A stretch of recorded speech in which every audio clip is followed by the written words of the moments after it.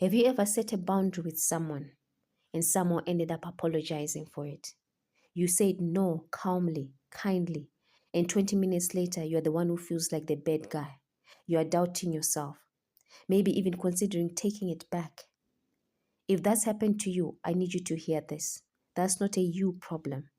That's what happens when normal boundary advice meets an abnormal person to set it with. Most boundary advice out there sounds like this. Just say no. Use I statements. Stay calm and firm. That advice works great with a reasonable person. Someone who, even if they don't like your boundary, will eventually respect it. But if you are dealing with a narcissist, a parent, a partner, an ex, a boss, that advice doesn't just fail, it can backfire.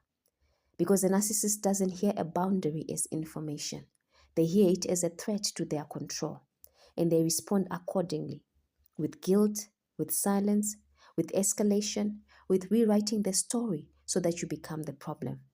So you try harder, you explain more, you soften the delivery, you over-apologize before you've even finished your sentence, and you walk away from every single interaction more exhausted than the last, wondering what's wrong with you, when the truth is you've been playing a game with rules that were never fair to begin with. Here is what changed everything for me. Boundaries with a narcissist aren't about getting them to understand or agree. They are not even really about the other person at all. They are about you deciding in advance what you will and won't participate in, and having a plan for exactly what happens when they push back. Because they will push back, predictably, in patterns you can actually learn to see coming. Once you stop trying to win the conversation and start protecting your peace with a plan, everything shifts. You stop feeling blindsided. You stop feeling crazy. You start feeling like yourself again.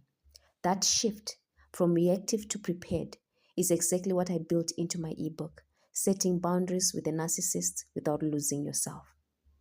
What's inside? This isn't generic boundary setting advice with the word narcissist sprinkled in. It's built specifically for this dynamic chapter by chapter. We start with why boundaries feel impossible in the first place and why that's not a personal failure. It's a predictable result of the relationship you are in. Then we tackle the guilt trap, because if you were raised or conditioned to believe protecting yourself is selfish, you will sabotage your own boundaries before the other person even gets the chance to. From there, you will learn the 3 pushback patterns almost every narcissist uses when a boundary is set.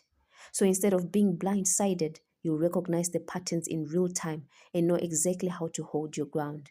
And I don't stop at theory.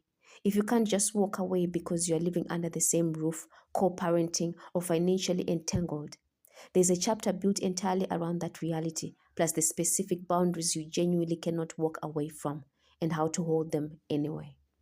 You also get a clear, practical breakdown of the gray rock method, not the vague version people throw around online, but what it actually looks like day to day. And because things can get worse before they get better, there is a full survival plan for when they escalate, so you're not caught off guard. Finally, this isn't a one-time fix.